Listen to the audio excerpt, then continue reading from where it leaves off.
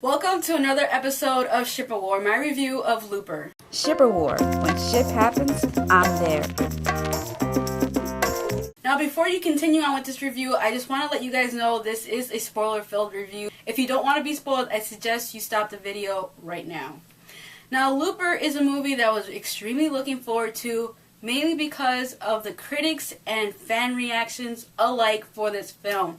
It was just so overwhelming, and that just made me so excited.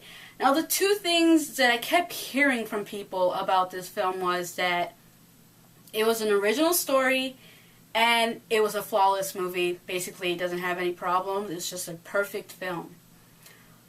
Sadly, I must say I disagree with both of those statements. It's not an original movie and it's not flawless. It does have its issues, and I'm going to talk about that. Now, the reason why I say it's not an original film, because in my opinion, an original film is a film that doesn't remind me of other movies while I'm watching it. Now, this movie not only reminded me of a movie, it reminded me of several movies that I've seen. To name some, 12 Monkeys, which I recently saw, Blade Runner, Time Cop, The Omen, X-Men First Class, and then Chronicle. I believe those were all of them. Now, the fact that I was able to think of all these movies while watching this film just completely smashes the whole idea in my head that this is an original film. Because an original film shouldn't be a film that reminds me of another movie or several movies. Because it's basically taking ideas from other films and implementing it to its own film. And I don't find that to be original at all. It just doesn't make sense to call something original when it does something like that. Now, I have to say, I really was enjoying the first act of this film. I really was digging the whole idea of this Looper character, young Joe, doing his Looper thing, saving his money to go to France. I was really digging that story. I personally would have preferred to watch that flash forward that we saw of Joe's life going from after he kills his Looper to then, the 30 years, than what we ended up with in this film. I really would have preferred that because I was really digging that. Now the second act, I ended up, enjoying it, kind of. I was like, okay, let me see where they go with this, because I don't know if I'm really liking this. This whole Bruce Willis coming back to the past. But then the reason why he goes all apeshit is because they kill his wife, and there's this Rainmaker, and he wants to find them because of that whole situation. And I was like, maybe the third act will be better. But no. The third act was The Omen mixed with a Western, mixed with Chronicle. That I definitely did not like. I really did not have any emotional attachments to that little boy. His mother, played by Emily Blunt, who I normally love her in everything she does. She was good in this. I'm not going to knock her and say she was terrible, because she wasn't. I just wasn't emotionally invested in her character and her relationship with that kid who was Damien from The Omen. That kid was creepy as hell, and I was actually rooting for Bruce Willis to, do his thing with that kid, because I just found him to be really creepy. He needs to exorcise the demon out of that child. So I really didn't care about it, because I wasn't expecting that out of the movie. It's supposed to be this big plot twist, but why throw this kid in? We barely get to really know this kid. We're told that he's a good kid, but he does everything that is not remotely good. Yeah, he saves Joe's life, but that's as far as it goes. But everything else, he's spoiled. He has no emotions. He talks about getting a gun and shooting people. He blows people up. He's a creepy child. He's Damien. The other problem I had was the whole looping idea. So basically, these loopers kill people from the future to then expose of their bodies. In the future, you see these guys kill Bruce Willis's wife, and to expose of her body, they end up burning the house down.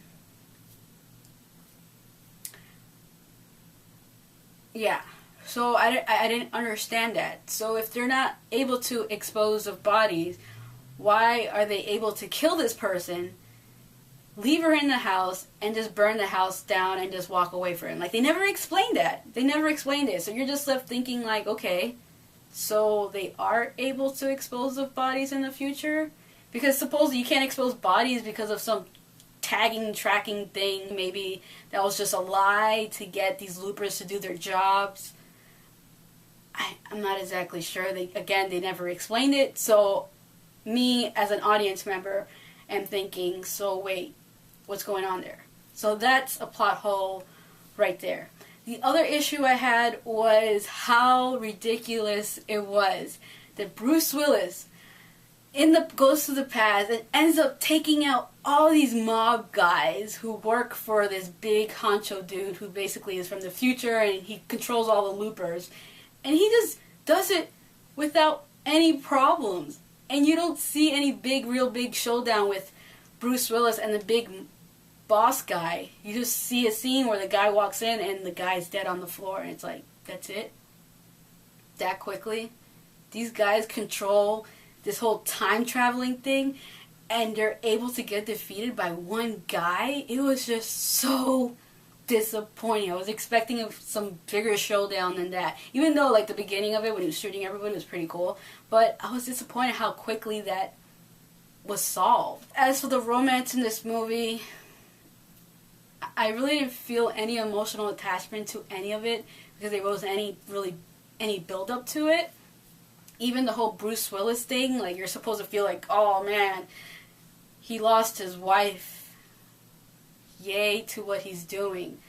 But me, I was like, I'm not feeling any emotional attachment to this whole situation because there was no build up to it really. Like, we get flash forwards of it, but that's about it. And then there's Emily Blunt and Joseph Gordon-Levitt. They have a thing going, and again, felt nothing for it. I mean, maybe if they, continued on with it, I would have felt something. Honestly, I kind of was rooting for them in the sense of I wanted them to, continue on, get rid of the child because he's just Damien. He just needs to go away and, continue their lives and have him, end up with Emily Blunt rather than, maybe that's kind of racist. And now that I think about it, I was thinking that way. But I wasn't being racist. I like Emily Blunt, so I was just, going with that route. Looper, original film, no. Flawless, no. It's not flawless. Was it an entertaining film? I enjoyed the first act. That was fun. I really liked that part. But anything after that, it just lost me. Not story-wise, just me being entertained by the movie. It lost me. I recommend this movie to those who are interested in seeing it, those who are fans of any of the actors, like sci-fi, I guess, go see it. So that is all for this episode of Ship of War. Goodbye, and until next time. And if you haven't already, please subscribe. I've been really excited for an animated film. I normally don't get excited for animated films. It's been a while since I really got excited for one. I think the last one was Toy Story 3. Anything after that, it's just, I've seen them, but I wasn't just psyched out of my mind to watch them. Now this movie, I wasn't psyched out of my mind per se, but I was excited to see it because I just love movies in general that have horror characters in it. So this film being an animated film based on horror characters, one being, Dracula.